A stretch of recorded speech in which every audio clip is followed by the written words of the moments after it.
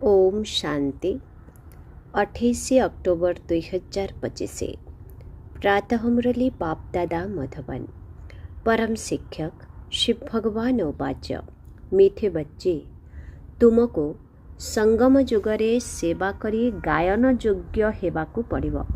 तुमको संगम जुगरे सेवा करी गायन योग्य हेबाकु पड़िब। पुणी भविष्यतरे पुरुषोत्तम हेबा द्वारा तुमे पूजन योग्य होई जीव। आजिर प्रश्न, केउं रोग समूले समाप्त हेले जाई बाबांक हृदय रे रही पारिबो? केउं रोग समूले समाप्त हेले जाई बाबांक हृदय रे रही पारिबो? उत्तर, एक रे देह अभिमानर रोग। एही देह अभिमान कारणरू समस्त विकार गुड़िक मिसी तुमको महारोगी करि देइछन्ति। यही देह अभिमान समाप्त होइगले तुमे बाबांक हृदय रे रही पारिबो। 2, जदि हृदय रे रहिबाकु चाहुछ तेबे विशाल बुद्धि हुओ, ज्ञान चिता उपरे बस, आत्मिक सेवारे लागि जाओ एवं वाणी द्वारा सेवा करिबा सहित बाबांकु भल भावे मने पकाओ। गीत जाग सजनिया जाग। ओम शांति। मधुर संतान माने गीत सुनिले। जाग सजनिया जाग, नवयुग आया कि आया। मधुर संतान माने गीत सुनिले। आत्मिक पिता एही साधारण पुरुणा शरीर द्वारा मुखरे कहउछन्ति। बाबा कहउछन्ति, मोते पुरुणा शरीर रे पुरुणा राजधानी को आसीबाकु पड़ुछि। वर्तमान एहा रावणर राजधानी अटे। एही शरीर मध्य अन्यर, काहेकिना एही शरीर रे तो पूर्वरु आत्मा रहिछि। मु अन्यर शरीर रे प्रवेश करुछि। निजर शरीर होइथिले ताहार नाम रहिथांता, मोर नाम बदली जाए। बाबा कहउछन्ति, निजर शरीर होइथिले ताहार नाम रहिथांता, मोर नाम बदली थाए। मोते तथापि शिव बाबा बोली कहउछन्ति। गीत तो संतान माने प्रत्यह शुणुछन्ति। नवजुग अर्थात नुआ दुनिया सत्यजुग आसुछि। तेबे काहाकु जाग्रत हेबा पाई कहउछन्ति? आत्मा मानंकु। काहेकिना आत्मा माने घोर अंधकार रे सोई जाइछन्ति। किछि हेले भी बुझु नाहांती, बाबांकु ही जानी नाहांती। एबे बाबा जाग्रत कराइबा पाई आसिछन्ति। एबे तुमे माने बेहदर बाबांकु जानिछ। तांकठारु बेहदर सुख नुआ दुनिया रे मिलिबो। सत्य जुग को नुआ जुग कुहा जाउछि, कली जुग को पुरुणा जुग कुहा जिवो। विद्वान पंडित आदि केही भी ए कथा जानी नाहांती। काहाकु भी पचार नुआ जुग पुणी पुरुणा किपरि हेउछि, तेबे केही भी कहि पारिबे नाही। कहिबे एहा तो लक्ष लक्ष वर्षर कथा। एबे तुमे जानुछ जे आमे नुआ जुगरु पुरुणा जुगकु किपरि आसिछु, अर्थात स्वर्गवासी रु नर्कवासी किपरि होइछु। मनुष्य तो किछि हेले भी जानी नाहांती। जाहांकर पूजा करुछन्ति तांकर जीवन कहानी को मध्य जानी नाहांती। जेपरि जगदम्बांकर पूजा करुछन्ति, तेबे एही अम्बा किए जानी नाहांती। वास्तवरे माता मानंकु अम्बा बोली कुहा जाउछि, किंतु पूजा तो जनकर हेबा उचित। शिव बाबांकर मध्य एक अव्यभिचारी स्मृति चिन्ह रहिछि। अम्बा मध्य जणे अटंती, किंतु जगत अम्बांकु जानी नाहांती। एही जगत अम्बा एवं लक्ष्मी जगतर महाराणी अटंती। तुमे एबे जानिछ जे जगत अम्बा किए एवं जगतर महाराणी किए। एही कथा आउ केही केबे भी जानी पारिबे नाही। लक्ष्मी को देवी एवं जगत अम्बांकु ब्राह्मणी कहउछन्ति। संगम रे ही ब्राह्मण रही थांती। एही संगम जुग को केही हेले जानी नाहांती। प्रजापिता ब्रह्मांक द्वारा नुआ पुरुषोत्तम सृष्टि रचना करा जाई जाउछि, किंतु सत्य जुगरे तुमे पुरुषोत्तम देवी देवतांकु देखि पारिबो। ବର୍ତ୍ତମାନ ତୁମେ ବ୍ରାହ୍ମଣ ଗାୟନ ଯୋଗ୍ୟ ଅଟ, ସେବା କରୁଛ, ପୁଣି ତୁମେ ପୂଜା ଯୋଗ୍ୟ ହେବ। ବ୍ରହ୍ମାଙ୍କୁ ଏତେ ଭୁଜା ଦେଉଛନ୍ତି, ତେବେ ଅମ୍ବାଙ୍କୁ କାହିଁକି ଦେବେ ନାହିଁ? ତାଙ୍କର ମଧ୍ୟ ସମସ୍ତେ ସନ୍ତାନ ଅଟନ୍ତି ନା। ମାତା ପିତା ହିଁ ପ୍ରଜାପିତା ହେଉଛନ୍ତି। ପିଲାମାନଙ୍କୁ ପ୍ରଜାପିତା ବୋଲି କୁହାଯିବ ନାହିଁ। ଲକ୍ଷ୍ମୀ ନାରାୟଣଙ୍କୁ ସତ୍ୟଯୁଗରେ ଜଗତ ପିତା ଜଗତ ମାତା ବୋଲି କୁହାଯିବ ନାହିଁ। ପ୍ରଜାପିତାଙ୍କର ନାମ ପ୍ରସିଦ୍ଧ ଅଟେ। ଜଗତ ପିତା ଏବଂ ଜଗତ ମାତା ଜଣେ ହିଁ ଅଟନ୍ତି। ବାକି ସମସ୍ତେ ତାଙ୍କର ସନ୍ତାନ ଅଟନ୍ତି। ଆଜମେରରେ ପ୍ରଜାପିତା ବ୍ରହ୍ମାଙ୍କ ମନ୍ଦିରକୁ ଗଲେ ବାବା ବୋଲି କହିବେ, କାହିଁକି ନା ସେ ପ୍ରଜାପିତା ଅଟନ୍ତି। ଲୌକିକ ପିତା ଜନ୍ମଦାତା ହୋଇଥିବାରୁ ସେ ହଦର ପ୍ରଜାପିତା ଅଟନ୍ତି। ଇଏ ହେଉଛନ୍ତି ବେହଦର। ଶିବ ବାବା ସମସ୍ତ ଆତ୍ମାମାନଙ୍କର ବେହଦର ବାବା ଅଟନ୍ତି। ଏହି ପ୍ରଭେଦ ମଧ୍ୟ ତୁମ ସନ୍ତାନମାନଙ୍କୁ ଲେଖିବାକୁ ପଡ଼ିବ। ଜଗତ ଅମ୍ବା ସରସ୍ୱତୀ ଜଣେ ଅଟନ୍ତି। ଦୁର୍ଗା, କାଳୀ ଆଦି କେତେ ନାମ ରଖିଦେଇଛନ୍ତି। ଅମ୍ବା ଏବଂ ବାବାଙ୍କର ତୁମେ ସମସ୍ତେ ସନ୍ତାନ ଅଟ। ଇଏ ରଚନା ଅଟନ୍ତି ନା। ପ୍ରଜାପିତା ବ୍ରହ୍ମାଙ୍କର କନ୍ୟା ହେଉଛନ୍ତି ସରସ୍ୱତୀ, ତାଙ୍କୁ ଅମ୍ବା କୁହାଯାଉଛି। ବାକି ଯେତେ ପୁତ୍ର କନ୍ୟାମାନେ ରହିଛନ୍ତି ସମସ୍ତେ ପୋଷ୍ୟ ଅଟନ୍ତି। ଏତେ ସନ୍ତାନ କେଉଁଠୁ ଆସିପାରିବେ? ଏମାନେ ସମସ୍ତେ ହେଉଛନ୍ତି ମୁଖ ବଂଶାବଳୀ। ମୁଖ ଦ୍ୱାରା ସ୍ତ୍ରୀ ବା ବ୍ରହ୍ମାଙ୍କୁ ସୃଷ୍ଟି କରୁଥିବାରୁ ସେ ରଚୟିତା ହୋଇଗଲେ ନା। କହୁଛନ୍ତି ଇଏ ମୋର, ମୁଁ ଏହାଙ୍କ ଦ୍ୱାରା ସନ୍ତାନ ସୃଷ୍ଟି କରିଛି। ଏମାନେ ସମସ୍ତେ ପୋଷ୍ୟ ଅଟନ୍ତି। ଏମାନେ ହେଲେ ଈଶ୍ୱରୀୟ ପୋଷ୍ୟ ସନ୍ତାନ, ମୁଖ ବଂଶାବଳୀ। ଆତ୍ମାମାନେ ତ ସଦା ସର୍ବଦା ରହିଛନ୍ତି, ତାଙ୍କୁ ପୋଷ୍ୟ କରାଯାଉ ନାହିଁ। ବାବା କହୁଛନ୍ତି ତୁମେ ଆତ୍ମାମାନେ ସର୍ବଦା ମୋର ସନ୍ତାନ ଅଟ। ପୁଣି ବର୍ତ୍ତମାନ ମୁଁ ଆସି ପ୍ରଜାପିତା ବ୍ରହ୍ମାଙ୍କ ଦ୍ୱାରା ପିଲାମାନଙ୍କୁ ପୋଷ୍ୟ କରୁଛି। ଆତ୍ମାମାନଙ୍କୁ ପୋଷ୍ୟ କରୁନାହିଁ। ଶରୀର ସହିତ ଜୀବାତ୍ମା ଅର୍ଥାତ୍ ପୁତ୍ର ଏବଂ କନ୍ୟାମାନଙ୍କୁ ପୋଷ୍ୟ କରୁଛି। ଏହା ମଧ୍ୟ ବହୁତ ସୂକ୍ଷ୍ମ ବୁଝିବାର କଥା। ଏହି କଥାକୁ ବୁଝିବା ଦ୍ୱାରା ତୁମେ ଏହିପରି ଲକ୍ଷ୍ମୀ ନାରାୟଣ ହେଉଛ। କିପରି ହୋଇପାରିବ? ଏ କଥା ମୁଁ ତୁମମାନଙ୍କୁ ବୁଝାଇ ପାରିବି। କେଉଁ କର୍ମ କରିବା ଦ୍ୱାରା ସେମାନେ ଏହି ବିଶ୍ୱର ମାଲିକ ହେଉଛନ୍ତି? ତୁମେ ପ୍ରଦର୍ଶନୀ ଆଦିରେ ମଧ୍ୟ ଏ ପ୍ରଶ୍ନ ପଚାରିପାରିବ। ତୁମେ ଜାଣିଛ ଏମାନେ ସ୍ୱର୍ଗର ରାଜଧାନୀ କିପରି ପ୍ରାପ୍ତ କଲେ? ତୁମମାନଙ୍କ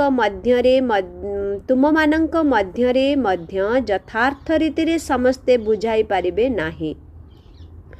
ଯାହାଙ୍କ ପାଖରେ ଦୈବୀ ଗୁଣ ଥିବ ଏବଂ ଏହି ଆତ୍ମିକ ସେବାରେ ଲାଗିଥିବେ, ସେହିମାନେ ହିଁ ବୁଝାଇ ପାରିବେ।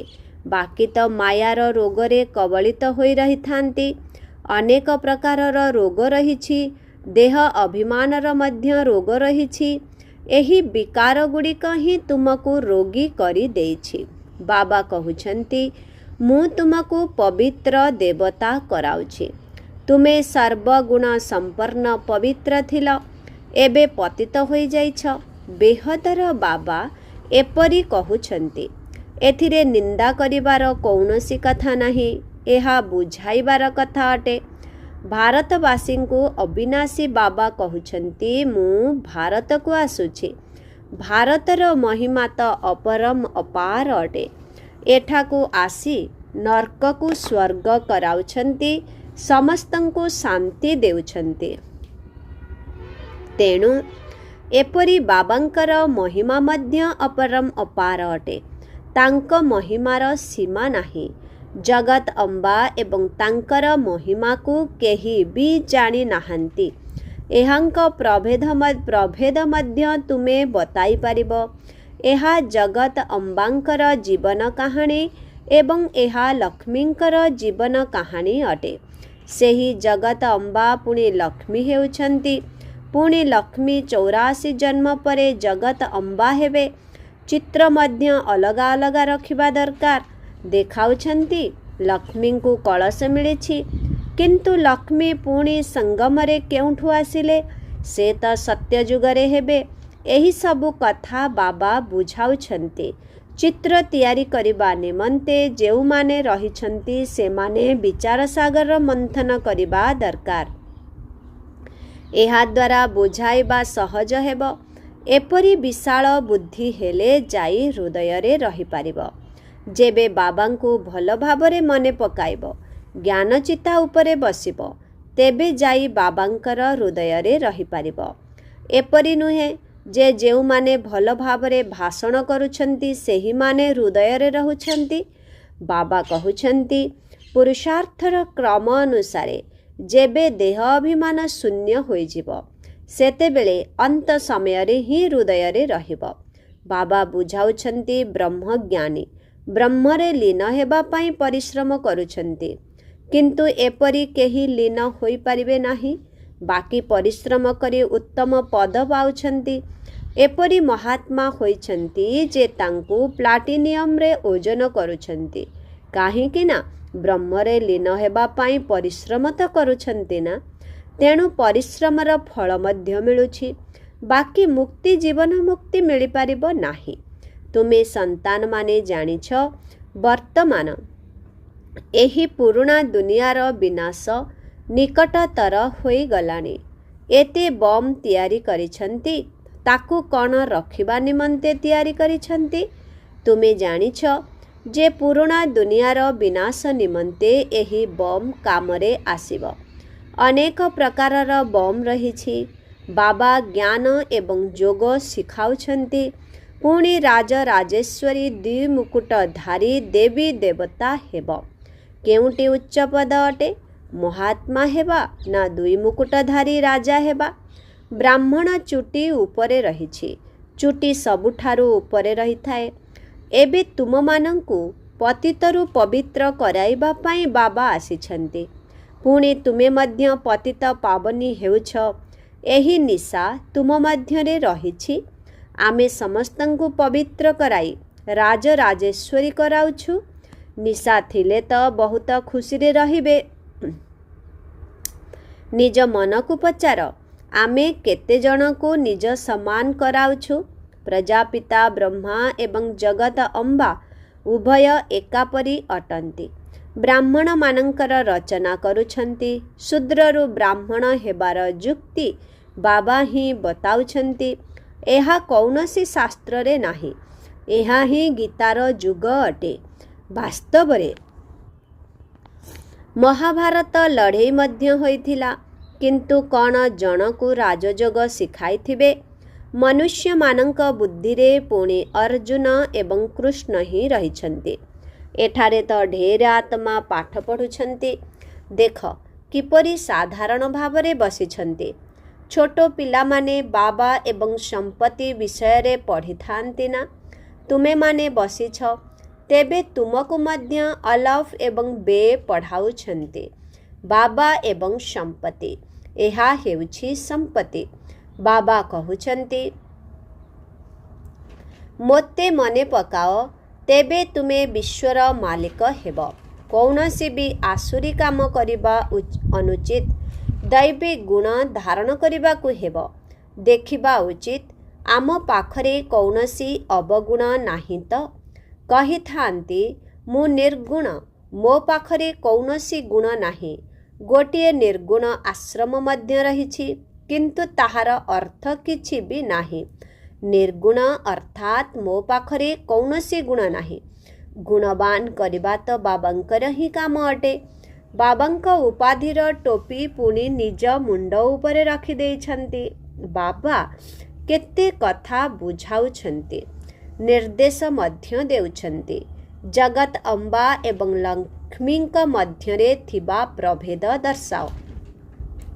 ବ୍ରହ୍ମା ସରସ୍ୱତୀ ସଙ୍ଗମର, ଲକ୍ଷ୍ମୀ ନାରାୟଣ ହେଉଛନ୍ତି ସତ୍ୟଯୁଗର। ଏହି ଚିତ୍ର ସବୁ ବୁଝାଇବା ନିମନ୍ତେ ରହିଛି। ସରସ୍ୱତୀ ହେଉଛନ୍ତି ବ୍ରହ୍ମାଙ୍କର କନ୍ୟା। ମନୁଷ୍ୟରୁ ଦେବତା ହେବା ପାଇଁ ପାଠ ପଢ଼ୁଛନ୍ତି। ବର୍ତ୍ତମାନ ତୁମେ ବ୍ରାହ୍ମଣ ଅଟ। ସତ୍ୟଯୁଗୀ ଦେବତା ମଧ୍ୟ ମନୁଷ୍ୟ ଅଟନ୍ତି। किंतु तांकु देवता बोली कहउछंती कारण मनुष्य कहिबा द्वारा तांकर जेपरी अपमान होई जाउछि सेथिपाई देवी देवता अथवा भगवान भगवती कुहा जाउछि। जदि राजा रानी को भगवान भगवती कहिबा तेबे प्रजांकु मध्य कहिबाकु पड़िबो सेथिपाई देवी देवता बोली कुहा जाउछि। त्रिमूर्ति चित्र मध्य रहिछि। सत्य जुगरे एते कम मनीष कली जुगरे एते अधिक मनुष्य रहिछंती तांकु किपरि बुझाइबो सेथिपाई सृष्टि चक्रर चित्र मध्य निश्चय दरकार। प्रदर्शनी रे एते समस्तंकु डाकुछंती कस्टम कलेक्टरंकु तो केबे केही निमंत्रण देई नाहंती तेणु एहिपरि सबु विचार चलाइबाकु पड़िबो। एथिरे बहुत विशाल बुद्धि हेबा आवश्यक। बाबांकर तो सम्मान रखिबा दरकार। हुसैनकर घोड़ा को केते सजाउछंती घोड़ा पिठी उपरे पड़ुथिबा कपड़ा केते छोट घोड़ा केते बड़ आत्मा मध्य केते छोट बिंदु अटे से धारण करिथिबा बड़ शरीरर केते श्रृंगार करा जाउछि। एहा अकाल मूर्तर तखत अटे ना सर्वव्यापीर कथा मध्य गीतारु निया जाइछि। बाबा कहउछंती मु आत्मा मानंकु राजयोग शिखाउछि पुणी सर्वव्यापी किपरि होई पारिबो। बाप शिक्षक गुरु सर्वव्यापी किपरि हेबे। बाबा कहउछंती मु तो तुमर बापा पुणी ज्ञानर सागर अटे। तुमे बेहदर इतिहास भूगोल बुझिबा द्वारा तुमको बेहदर राज्य मिलिजिब। दैवी गुण मध्य धारण करिबा दरकार। माया एकदम नाकरू धरी नेछि चलनी बिकारी होइथिबारु पुणी लेखुछंती एपरी एपरी भूल होइगला आमे कला मुह करिदेलु। एठारे तो पवित्रता शिखा जाउछि पुणी जदि केही अपवित्र हेबे सेथिरे बाबा कौन करि पारिबे। घरे जदि केही संतान खराब होई मुह कला करे तेबे बापा कहिथांती तू मरी जाइथिले भल होइथांता। बेहदर बाबा ड्रामा को जानिथिले मध्य तथापि कहिबाकु तो पड़िब ना। तुमे अन्य मानंकु शिक्षा देई निजे मायाग्रस्त होई जाउथिबारु हजार गुणा पाप चढ़ी जाउछि। कहउछंती माया चापुड़ा मारी देला। माया एपरी चापुड़ा मारी देउछि जे बुद्धि एकदम गुम होई जाउछि। बाबा बुझाउछंती आखि बहुत धोकाबाज अटे। केबे भी कौनसी विकर्म करिबा अनुचित। तोफान तो बहुत आसीब काहीकि ना युद्ध भूमि रे अच्छा ना जना भी पड़े नाही जे कौन हेब। माया तुरंत चापुड़ा लगाई देई थाए। एबे तुमे केते बुद्धिमानर हेउछ। आत्मा ही बुद्धिमान हेउछि ना। आत्मा ही निर्बोध थिला। एबे बाबा बुद्धिमान कराउछंती। बहुत देह अभिमान रे रहिछंती बुझुछंती जे आमे हेउछु आत्मा। बाबा आम आत्मा मानंको पढ़ाउछंती। आमे आत्मा एही कान द्वारा शुणुछु। वर्तमान बाबा कहउछंती कौनसी भी विकारर कथा एही कान द्वारा शुण नाही। बाबा तुमको विश्वर मालिक कराउछंती। लक्ष्य बहुत उच्च अटे। मृत्यु निकटतर हेले तुमको भय लागिब। मनुष्य मानंक मृत्यु समय रे मध्य मित्र संबंधी आदि कहिथांती ना भगवान को अथवा निज गुरु आदि को स्मरण कर। देहधारी मानंको मने पकाइबा सिखाई थांती। बाबा तो कहउछंती मोते मने पकाओ। एहा तो तुम संतान मानंक बुद्धि रे रहिछि। बाबा निर्देश देउछंती मोते मने पकाओ। देहधारी मानंकु मने पकाइबार नाही। माता पिता मध्य देहधारी अटंती ना। मु विचित्र विदेही अटे। एहांक शरीर रे बसी तुमको ज्ञान देउछि। तुमे एबे ज्ञान एवं जोग शिखुछ। तुमे कहूछ ज्ञानर सागर बाबांक द्वारा आमे ज्ञान शिखुछु राज राजेश्वरी हेबा पाई। ज्ञान सागर ज्ञान भी शिखाउछंती। राजयोग मध्य शिखाउछंती। अच्छा मिठे मिठे शिखिला दे संतान मानक प्रति मात पिता बाप दादांकर मधुर स्नेह संपन्न शुभेच्छा एवं सुप्रभात। आत्मिक पितांकर आत्मिक संतान मानंको नमस्ते। आत्मिक संतान मानंकर आत्मिक पितांको ओम शांति गुड मॉर्निंग नमस्ते नमस्ते नमस्ते नमस्ते नमस्ते। शुक्रिया बाबा शुक्रिया। ओम शांति। धारणा पाई मुख्य सार 1 नंबर। बुद्धिमान होई मायार तोफान ठारू केबे हारी जिबा अनुचित। आखि धोका देउछि सेथिपाई निज उपरे ध्यान देबाकु हेबो। कौनसी भी बिकारी कथा एही कानरे सुनिबार नाही। 2 नंबर। निज मन को पचारिबाकु हेबो जे मु केते जनकु निज समान कराइछि। मास्टर पतित पावनी होई समस्तंकु पावन बा राज राजेश्वर करिबार सेवा करुछि। मो भितरे कौनसी अवगुण नाही त केउ पर्यंत दैवी गुण केते धारण करिछि। आजिर वरदान। प्रत्येक संकल्प एवं कर्म को श्रेष्ठ एवं सफल करुथिबा ज्ञान स्वरूप बुद्धिमान भव। जेउमाने ज्ञान स्वरूप तथा बुद्धिमान होई कौनसी भी संकल्प करिथांती सेमाने सर्वदा सफलता मूरत होई थांती। एहार स्मारकी भावरे भक्ति मार्गरे कौनसी शुभ कार्य आरंभ करिबा समयरे स्वास्तिक चिन्ह आंकी थांती बा गणेशंको नमस्कार करिथांती। तेबे एही स्वास्तिक चिन्ह निजर स्वस्थितिरे स्थित हेबार एवं गणेशंक ज्ञानवान स्थितिर सूचक अटे। तुमे पिला माने जेबे निजे ज्ञानवान होई प्रत्येक संकल्प बा कर्म करुछ तेबे सहजरे सफलतार अनुभव हेउछि। आजिर स्लोगन। ब्राह्मण जीवनर विशेषता हेला खुशी, तेणु खुशीर दान देई चाल। ब्राह्मण जीवन रे विशेषता हेला खुशी, तेणु खुशीर दान देई चाल। ओम शांति। अव्यक्त इशारा। निज प्रति एवं समस्तंक प्रति निजर संकल्प द्वारा जोगर शक्ति गुड़ी को प्रयोग कर। जेपरी कौनसी भी विज्ञानर साधन को व्यवहार करिबा पूर्वरु प्रथमे लाइट अछि कि नाही चेक करि थांते।